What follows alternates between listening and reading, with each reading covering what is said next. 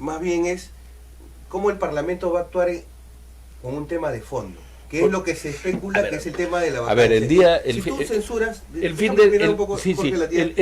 de semana, discúlpame que te interrumpa, el fin de semana, el día de ayer a las 3 de la tarde reventaron las redes, y no solo las redes sociales, sino las redes de comunicación periodísticas, diciendo la expresión de Mauricio Mulder diciendo...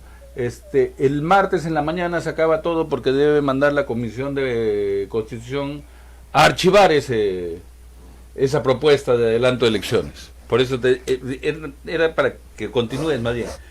Por un lado, vas a sancionar a uno de los promotores el día de hoy, ¿no es cierto? Y a uno de los que quiere ser candidato. Y por otro lado, el día de mañana, según la propuesta de Mauricio Mulder, vas a archivar el tema. Entonces, ¿de qué estarían conversando los señores en la tarde? No creo, por eso te decía, a ver, en primer lugar, el análisis. No creo que haya una sanción, no podemos equivocarnos, a el ministro Ceballos, para empezar. ¿Por qué? Porque hay que guardarse para el tema de fondo, ¿no? No vas a atacar a los que están ahí alrededor si no quieres hackear al rey, no quieres meterte con los alfiles, con los peones, sino ir directamente al rey. Hoy día no se sanciona a nadie. No, porque si se sanciona, entonces un poco se crea el clima de adverso en la población, de que el Congreso continúa con esta idea obstruccionista. La idea sería incluso alargar el tema de la respuesta que va a tener el Congreso con respecto a la propuesta del presidente. Porque hay que, como en los términos futbolísticos, hay equipos que gustan adormecer al rival. Entonces de eso se trata, de bajarle las pilas al tema y preparar un escenario más propicio para que se acentúe todo este tema de lo de chincheros, y si sale ahí algo más, ¿no?, ir minando la credibilidad que ya ha sido un poco mellada del presidente después de lo del tema de Arequipa. Entonces, no creo honestamente que haya esa situación que se dé. Ahora, en cuanto respecto al diálogo en sí mismo, el diálogo, como conversábamos, era para la foto, básicamente. ¿Por qué? Porque hay dos agendas distintas, ¿no es cierto? El presidente Orechea lo que quiere es conversar para ver cómo se quedan hasta el 2021, mientras que Vizcarra lo que quiere es acelerar las elecciones. Él es el menos interesado en dialogar. De hecho, él está usando la calle como una especie de presión sobre el Parlamento para hacer que el Parlamento apruebe eso. Y yo te quería plantear algo adicional, incluso para conversar. Supongamos que se da la cuestión de confianza, y supongamos que el presidente triunfa con su propuesta, ¿no? El Parlamento se disuelve, ¿ok? ¿Qué es lo que va a suceder? Todo la famosa consigna de nos vamos todos se cae también, porque en ese contexto el presidente, disolviendo el Congreso, va a tener que convocar a nuevas elecciones para un Parlamento pequeño y corto, y luego recién de eso tendremos el 2021. O sea, ni el presidente se va, y los que están aquí tal vez podrían regresar. Es toda una discusión. No sabemos si pueden volver a postular. Es decir, una cuestión de confianza y una disolución del Congreso anula desde todo punto de vista la propuesta presidencial de nos vamos todos. Hay una carta también que circuló en medios este fin de semana de Raúl Díez Canseco. Otro candidato también, pero sigiloso. Miembro de Acción Popular, donde decía que la salida que él veía era que el Congreso apruebe el adelanto de elecciones en 2 legislaturas sin referéndum. Que le pedía al Congreso, le decía, no vayamos al referéndum, etcétera. Háganlo ustedes, pero háganlo. Más o menos ese el discurso, ¿no? Ustedes son los que tienen que hacer el adelanto de elecciones. O sea, un poco me pongo al medio, ¿no? Entre la posición del Ejecutivo, que si no lo hace cierro, convoco referéndum, y etcétera, etcétera. El otro dice, no, el referéndum, saquemos de cabeza el referéndum, saquémonos de la cabeza el tema de el adelanto de elecciones con cierre de Congreso, etcétera. Sino más bien exhortaba al Congreso que apruebe el adelanto de elecciones en 2 legislaturas, que eso era lo que consideraba el señor Díez Canseco. No sé si la bancada de Acción Popular comparte su idea, porque el comunicado era nombre propio, ¿no? Era nombre personal, porque ahí también, como en el caso de la APRA, que el señor Mulder plantea la vacancia, el plenario plantea la vacancia, en las redes sociales todos los los más cercanos a la estructura del APRA plantean la vacancia, pero la bancada dice no es el momento de la vacancia. Así es. Entonces, no sabemos si en este caso la bancada de Acción Popular también es de la misma propuesta del señor Díez Canseco. Opciones de que mañana se archive el proyecto de ley. ¿Cómo lo ves?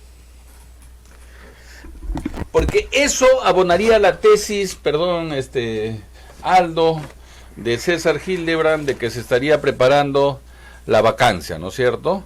Y que si el día de mañana de saque la bancada fujimorista o la bancada mayoritaria, como quieran llamarle, o como dice el APRA, el aprofujimorismo, dice Hildebrand, el día de mañana archivara el tema de el adelanto de elecciones, eso abonaría a su tesis de que se está preparando una vacancia, o abonaría más bien a que se cierre el Congreso. Porque aquí esta es una forma muy extraña de plantear la política, ¿no?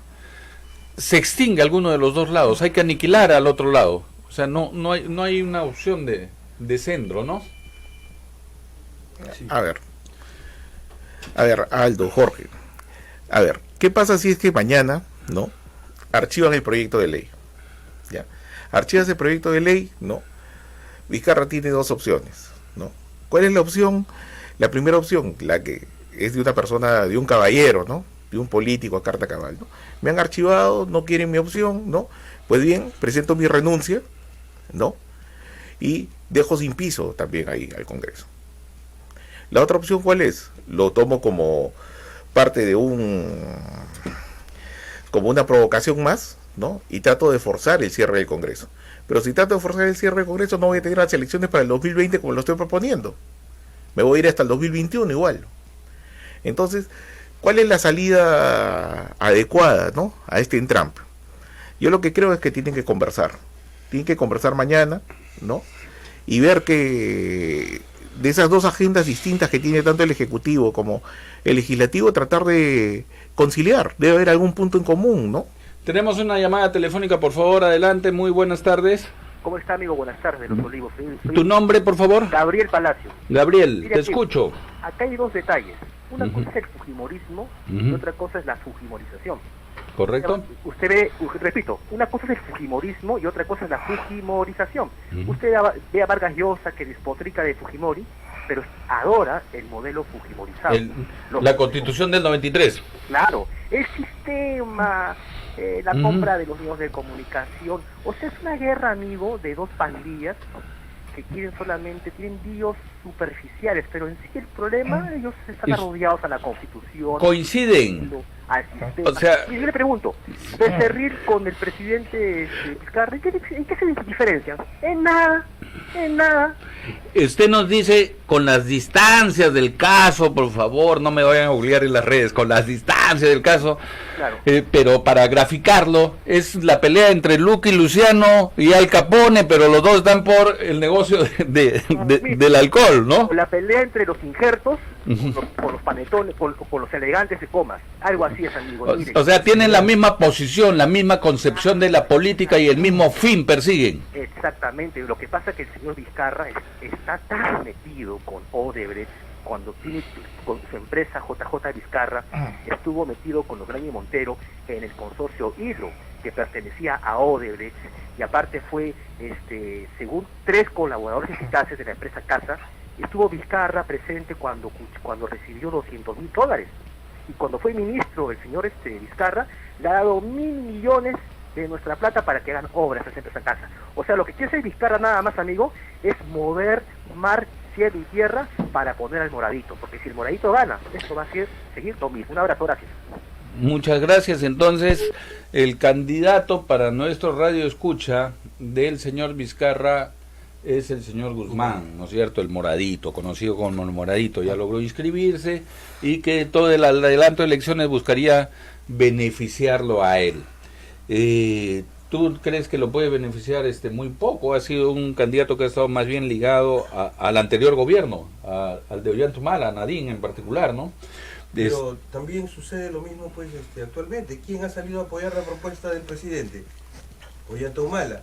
¿Quién apoyó a Kuczynski en el rush final y durante todo el periodo de la campaña electoral? Ollantaytamala. El que dijeron que no dejó ir a votar, declaró inamovilidad para que los militares no vayan a votar por Keiko. Claro, yo no sé si él le hace, si Ollantaytamala le hace un favor al presidente o en realidad lo termina de hundir, porque él es el primero que le ha dicho, bueno, que le ponga un plazo al Congreso para que defina su posición respecto a la propuesta de las elecciones, y en segundo lugar, si no se decide, que haga la cuestión de confianza. O sea, el hombre le está dando los datos, digitándolo, ¿no? Prácticamente, y más o menos Vizcarra coincide con él. Ahora, curiosamente, Vizcarra aparece en el mismo canal y en el mismo programa donde aparece Ollantaytamala una semana antes. Es algo curioso, además de la complaciente entrevista que se le hizo ahí, donde no aclaró lo del tema de Chincheros, que es un tema que aparentemente está creciendo, como tú dirías, como Don Bolas, ¿no? Porque el presidente, como carece, tiene inmunidad, no puede ser sujeto de investigación, ¿no? Claro, en este fin de semana, hasta Hildebrand, ¿no? O sea, esto es una bola.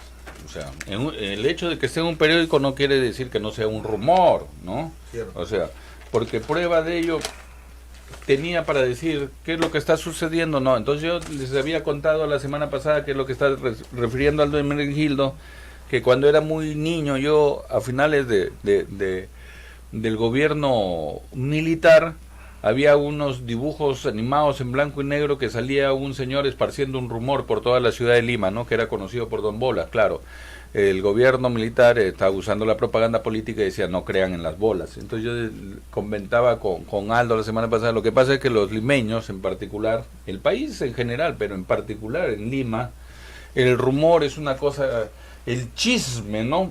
Muy apetecible, y sobre todo en estos momentos de incertidumbre política que todo el mundo quiere tener el último dato, ¿no? El último dato. Me acuerdo en la época de Fujimori, hacia finales de Fujimori, que todo el mundo se jactaba de tener el último chisme, que decía, tengo las encuestas del CIN, que parecía, se habían instalado en la cabeza de los limeños como las únicas verdaderas, pero que nadie las tenía. Y entonces cuando uno quería prestigiarse en una conversación política, decía, tengo las encuestas. He visto las encuestas, porque nadie podía tenerlas, claro, pero las he visto, ¿no? Entonces, claro, hay gente que dice, comentaba yo el día viernes, hay gente que ha comentado que Vizcarra iba a dar discurso el sábado y que iba a cerrar el Congreso y ahí sale Hildebrand, etcétera. No queremos caer en esa superficialidad del rumor ni del chisme. Queremos hacer un poco de análisis político más serio. Hay correlaciones de fuerza, definitivamente. Nuestro radioescucha ha tenido la razón en la certeza de que efectivamente son correlaciones de fuerza que hay dentro del mismo espectro ideológico, ¿no?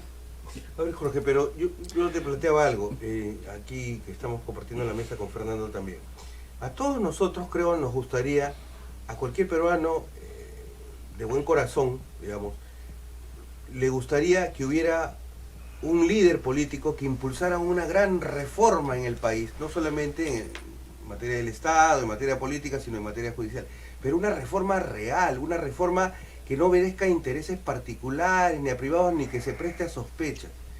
¿Qué es lo que sucede específicamente con este caso que estamos comentando, con el caso de Chincheros? Hay una nueva fiscal que reemplazó al fiscal anterior, que era José Domingo Pérez. Este señor ha tenido esa laptop que era de propiedad del gerente de la empresa Kunturwasi más de un año, y esa investigación quedó hecha de lado. Ahora esta señora encuentra en primer lugar dos cosas, hay como 3 o 4 cosas que se han señalado, pero a mí me parece que las más graves son: la primera, haber encontrado el pliego de respuestas de la interpelación en la computadora 10 días antes de que se produjera. Ese es un primer tema que no está claro, que tiene que investigarse a fondo y que tiene que saberse, porque si bien es cierto, como se ha sostenido, que la empresa y el Estado tienen que ponerse de acuerdo, eso no significa que la empresa es propietaria de los funcionarios del Estado, o les indica lo que deben decir o lo que deben de hacer.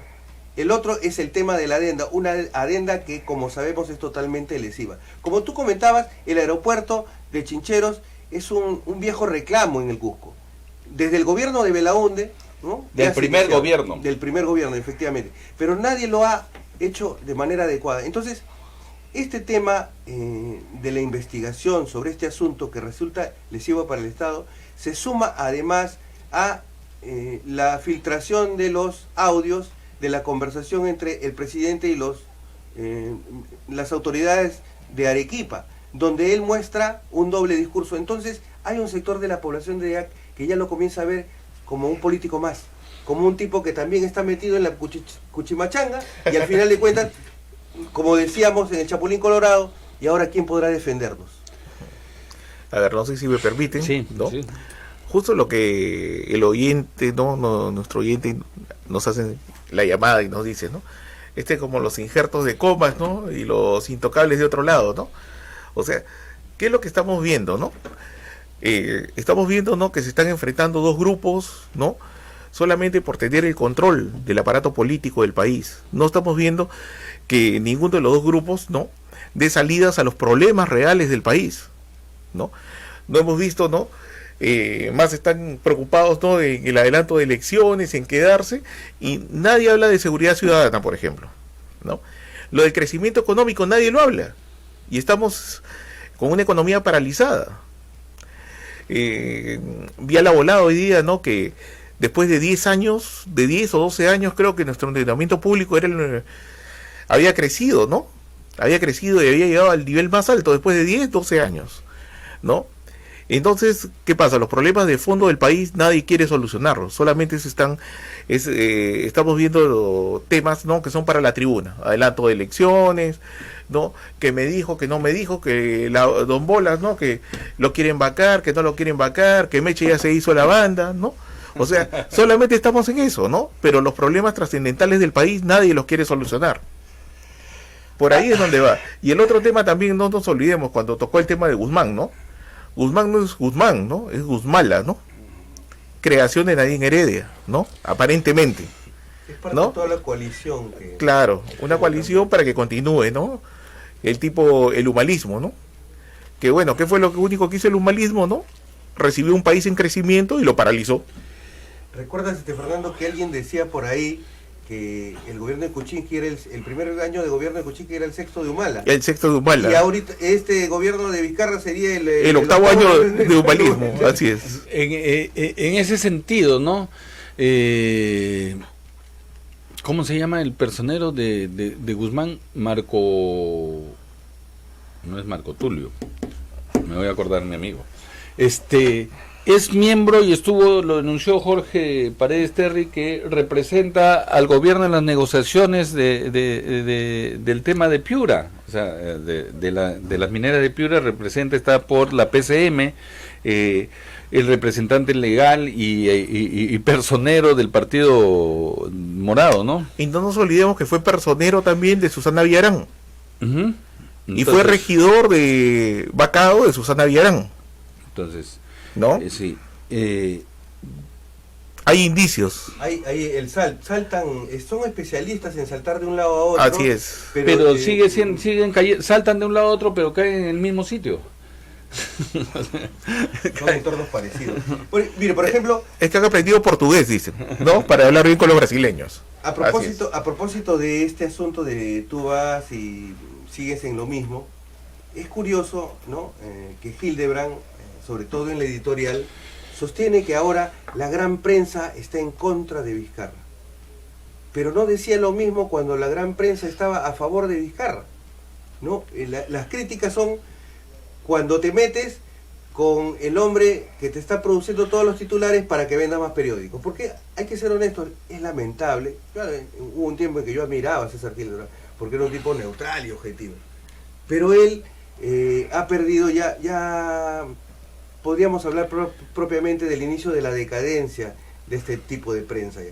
Porque cuando uno ya no encuentra una prensa imparcial en el país, donde todo es propaganda, pues vamos a tener, como que dice Jorge, que apagar la luz, ¿no? Y cerrar, ¿no?, el kiosco, finalmente.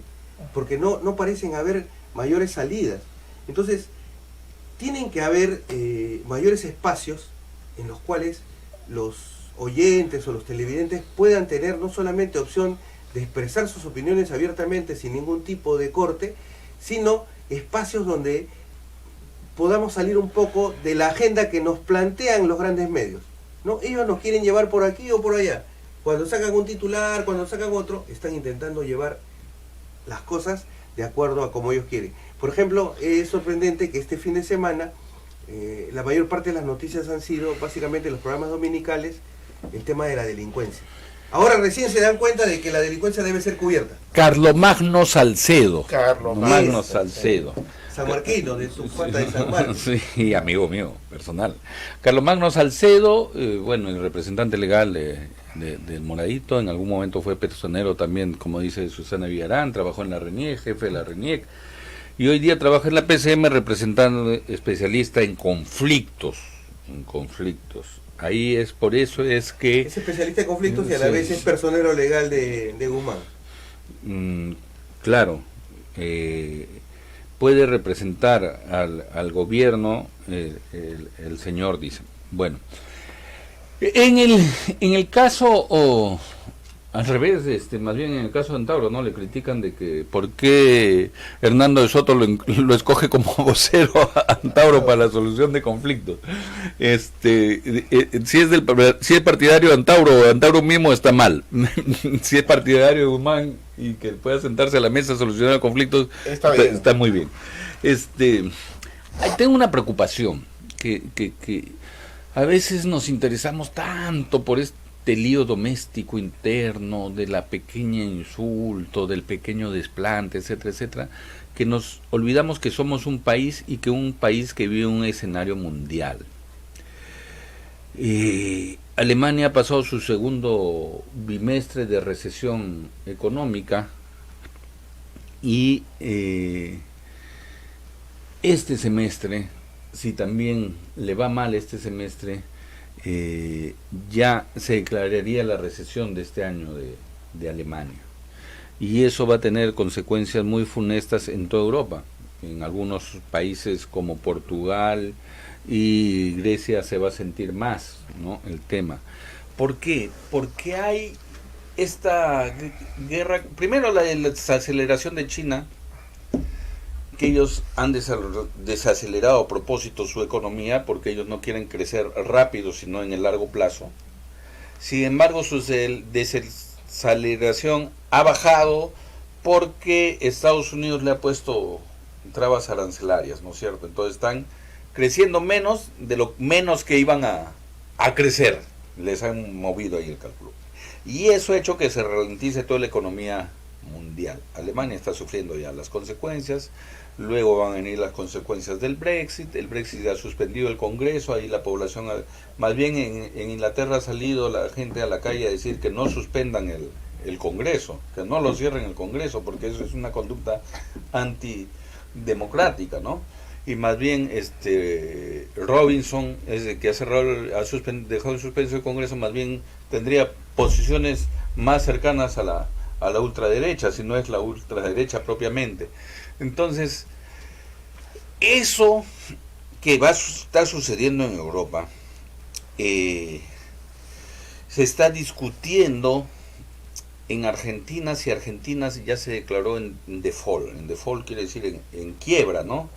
No han usado la palabra default, pero han usado la palabra reperfilamiento, que es la palabra que se usó en Grecia, ¿no? Ya parece que ya no se usa como en la década de los 80 y de los 90 el default, ahora se usa la palabra reperfilar la deuda. Ya entró en una etapa de reperfilación Argentina, Brasil está con serios problemas con el real, bueno, Venezuela ni qué hablar.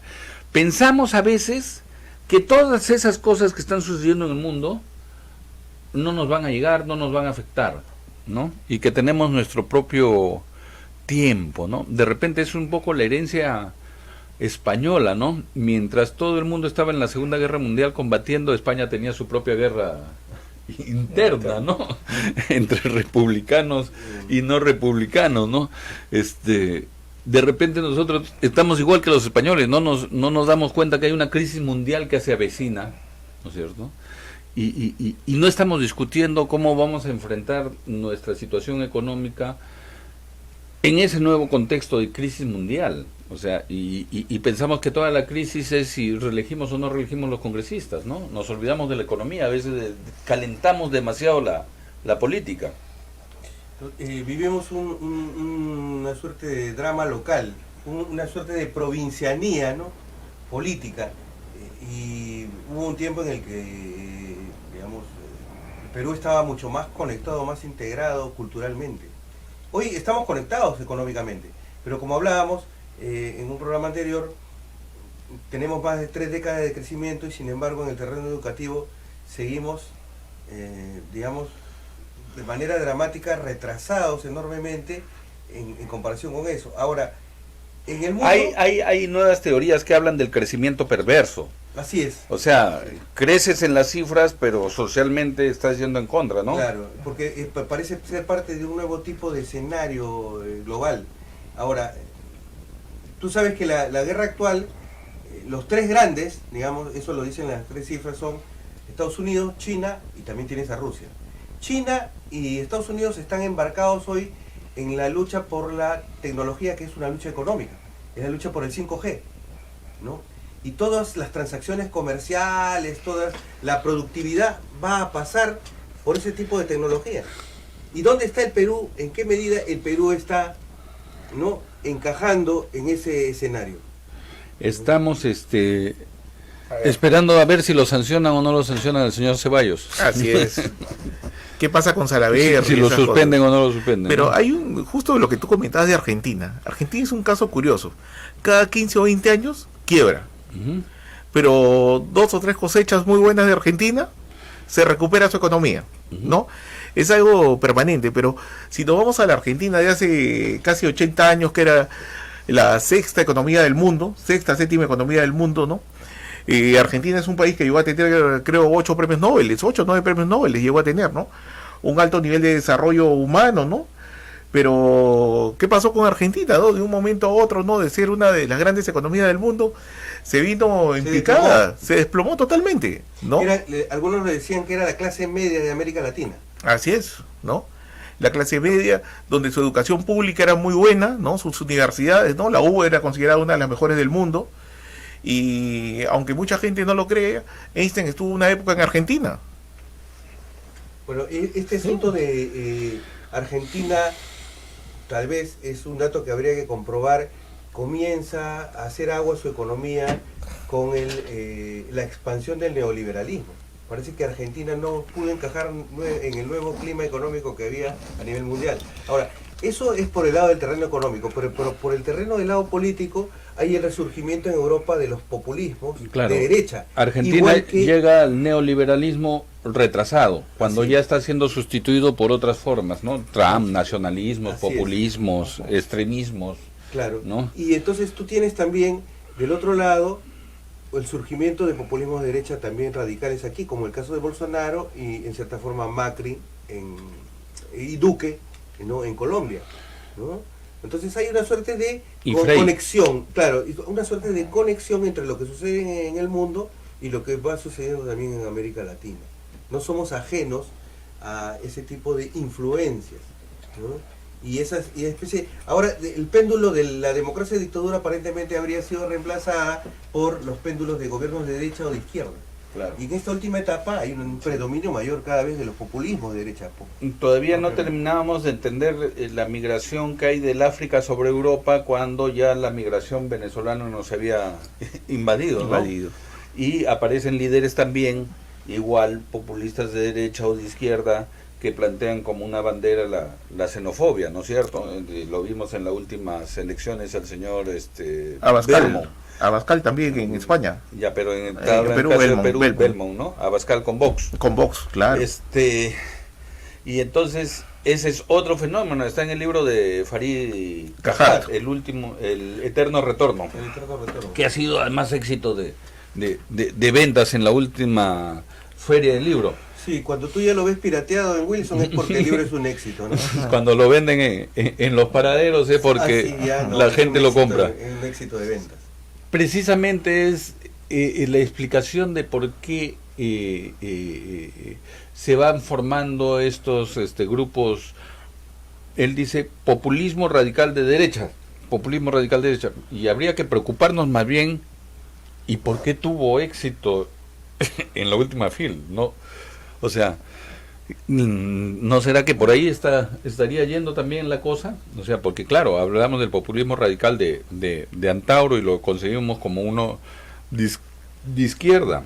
De repente... Hay toda una discusión también ahora en estos días sobre si el presidente Vizcarra es o no populista, ¿no? Claro. Incluso al sentido que le damos a esta acepción. ¿Escucharon ustedes unas encuestas que salieron de que habían los jóvenes que son nini, ¿no? Ni estudian ni trabajan. Dice que tenemos un presidente del Perú, nuestro presidente también es nini, ¿no? ¿Ah?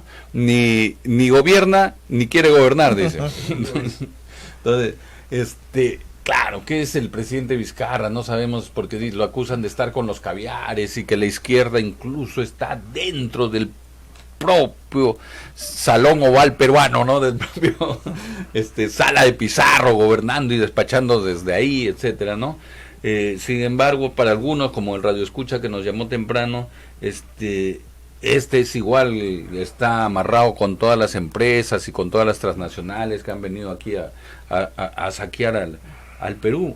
Bueno, su empresa era consorciada con Odebrecht, ¿no? En las obras que se hacían en Moquegua. Bueno, él dice que no, o que no bueno, sabía. No sabía. Pero justamente, Jorge, y será motivo de comentarios de repente en el transcurso de las semanas, acabo de comenzar a leer este libro del periodista Martín Rippel sobre Vizcarra. Y lo que uno encuentra al principio es una enorme sorpresa, porque él empieza describiendo su participación en el gabinete de Kuczynski y sostiene que básicamente era un tipo muy parco, casi no hablaba, no decía nada, y si Kuczynski no lo nombraba o no lo mencionaba, la gente no se daba cuenta de que él estaba presente ahí. Entonces es una cosa un poco extraña, ¿no? Por no decir sorprendente, que un presidente casi no opine acerca de nada en los consejos de ministros y resulte ser un gran líder republicano que ahora nos propone una reforma política profunda, ¿no? Para cambiar la corrupción. Y quería pasar a este otro tema, de la corrupción. Quería preguntar... Aldo, algo de lo que habla. Quería comentar un minuto nomás el tema del libro. Se comenta además de que es el único presidente que no tiene ni un año en el gobierno y ya tiene 2 libros. O sea, que tratan de entender el fenómeno. La mayoría de los presidentes han terminado su gobierno y los libros se escriben años después, ¿no? Así es. Para tratar de comprender un poco por qué tal vez Vizcarra no hablaba en sus consejos de ministros, ¿no? Es porque lo que nos ha demostrado hasta ahora, tenía un doble discurso. ¿Qué va a decir, no? Va a decir y se va a decir. Una posibilidad es que, claro, que tuviera muy poco que decir y que fuera un tipo más bien práctico. Yo más bien afirmaría, yo más bien afirmaría que tiene un solo discurso. El discurso de lo que quiere oír su interlocutor. O sea, él siempre va a tener una posición en la vida. Va a decir lo que tú quieres escuchar y luego va a decir lo que tú quieres escuchar. O sea, no creo que hay doble discurso en él, porque doble discurso tendría que tener una doble posición, traicionarse a él mismo. Yo creo que no se traiciona, él es así. Él le dice a la... Sí, supongo que de adolescente también habrá sido así. A la chica le decía lo que quería escuchar, no lo que él pensaba, ¿no? Entonces... es como el tipo que se mimetiza dependiendo de la circunstancia o la... Hay una película muy bonita de Woody Allen, Selig, claro, que se transforma, está conversando con judíos, le empieza a salir barba, le empieza a salir... Sí. Entonces... Sí, yo más bien lo veo así, es mi percepción, ¿no? O sea, la gente dice, no, es que le dice una cosa a los empresarios y le dice otra cosa a los espartambos. Yo me he puesto a pensar y digo, no, él le dice al que tiene delante lo que quiere escuchar. Y si le funciona, ¿por qué tendría que cambiarlo? Diría, ¿no? No tiene ningún criterio ni de valor semántico, ni de valor ético, etcétera, pero sí tiene un valor práctico, ¿no? Sí, me funciona, lo hago así y lo seguiré haciendo así. No tiene un perfil propio, tiene... No lo ha cumplido. El pues, perfil pero, a ver... pero le funciona porque dice semana a semana, ahí están las encuestas, ¿no? Sí, te quería plantear, bueno, él sí es como diría Beto Ortiz, él es un genio del marketing, o en todo caso la gente con la que trabaja. Yo ya creo que falta poco para terminar, quería plantearles un tema justamente que está conectado con este asunto y con la lucha y con la imagen que él ha construido, que es el tema de la lucha contra la corrupción. ¿Dónde se produce la corrupción en sí, la corrupción más grande en el Estado? ¿Dónde se produce? En el Ejecutivo. En el Ejecutivo, ¿no es cierto? O sea, ¿dónde se produce? En los ministerios, en los gobiernos regionales y básicamente en el Estado. No se produce en el Parlamento, ¿no? Ya. En las unidades ejecutoras se llama. Así es. Es más, el Ministerio de Economía reparte la plata y quienes ganan se llaman unidades ejecutoras. Entonces, ahí es donde se va a corromper, no se va a corromper en otro sitio, es decir, donde está la plata. En las licitaciones, por ejemplo. Y una de las más grandes es el Ministerio de Transporte, justamente donde él estaba. Entonces, ¿no es cierto que una verdadera lucha contra la corrupción... Y que le abrió fiscalización Ceballos, cuando estaba en el Ministerio de Transporte, Ceballos lo investigaba y lo perseguía a Vizcarra, ya, a ver, hoy su aliado. Yo les planteo esto, él sostiene que todo este discurso de la reforma política y la reforma de la inmunidad parlamentaria es una lucha frontal contra la corrupción. Pero ¿acaso la lucha frontal contra la corrupción no tendría que comenzar a observar, por ejemplo, las famosas leyes de APP?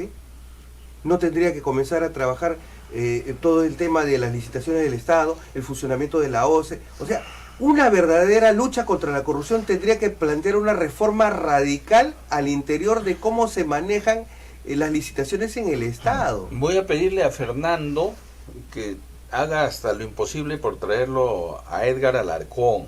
Él fue el contralor. Él precisamente es el encargado de perseguir y a él lo sacaron.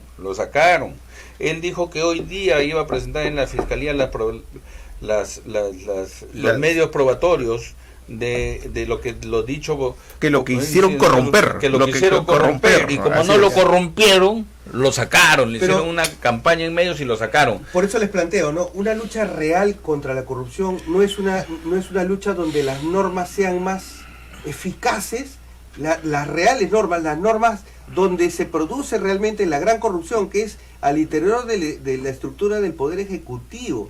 No es en el Parlamento ni en el Poder Judicial, ¿no? Aldo, no solo es eso, sino que mucha gente desconoce que la microcorrupción, ¿no?, es tal vez la que más daño le hace al país. ¿Microcorrupción en qué? Que viene un proveedor y como no puede vender 300.000 soles, se saca 10 órdenes de 30.000 y lo saca en un día, ¿no? Y se evitan, ¿no? ¿Qué se evita? ¿No? Se evita tener todo un proceso, ¿no? Un proceso de licitación, un proceso de adquisición, ¿no? Y eso es lo que sucede, y eso en todas las entidades. O sea, la corrupción, ¿dónde va a estar? ¿Dónde está la plata? ¿Y dónde está la plata? En las unidades ejecutoras. ¿Y dónde están las unidades ejecutoras? Dentro del Ejecutivo y en los gobiernos regionales y municipales. ¿Es así o no? ¿Cuáles son las normas para vigilar mejor eso? Tienen un minuto cada uno para despedirse. A ver, Aldo.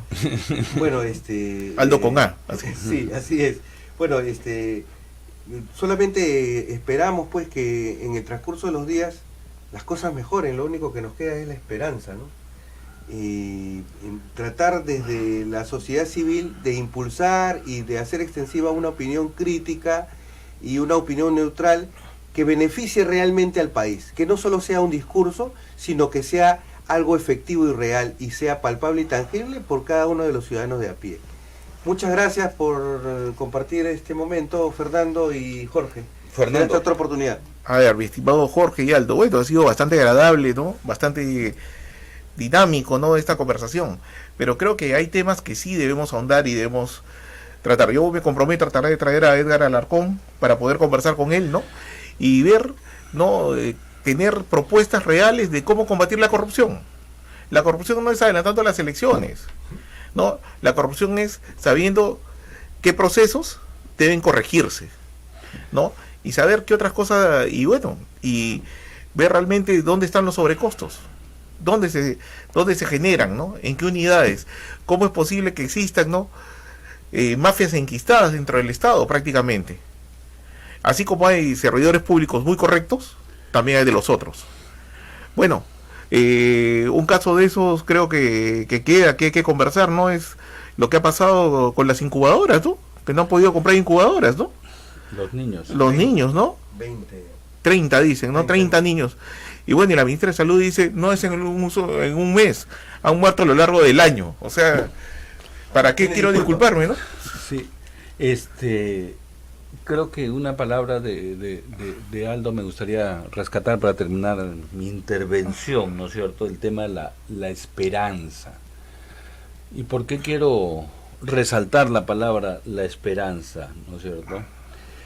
Porque en el año 1967 Martín Seligman, un psicólogo, hizo unos experimentos sobre la indefensión y concluyó que así como se aprende la esperanza, también se aprende la desesperanza, y acuñó un término que se llama la desesperanza aprendida.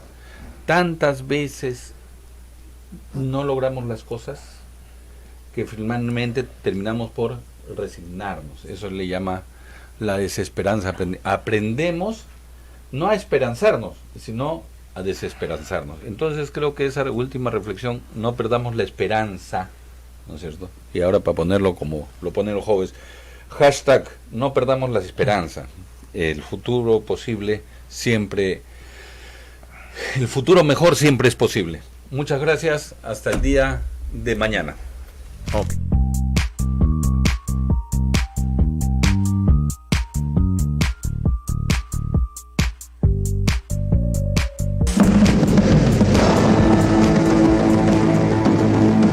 Desde Santa Cruz Miraflores, Radio Latina 990, La Poderosa.